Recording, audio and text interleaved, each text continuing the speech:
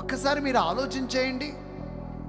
ఇప్పుడు ఈ పగ ప్రతీకారాలు దేవుని బిడ్డలారా మన హృదయంలో నుండి, మనసులో నుండి తొలగించేసుకుంటే, అదిగో అతని మీదకు దిగువచ్చిన దేవుని కృప మన మీదకి దిగువచ్చింది.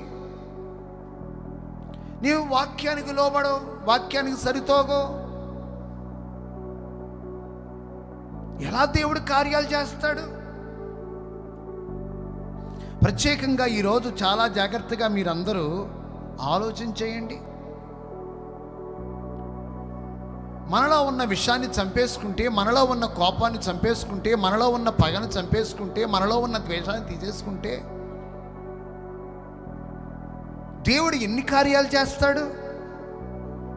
దేవుని కంటే మనం గొప్పవాళ్ళమా? ఒక్కసారి మీరు ఆలోచన చేయండి. గట్టిగా ఒక్కసారి హల్లెలూయా అని చెప్పండి.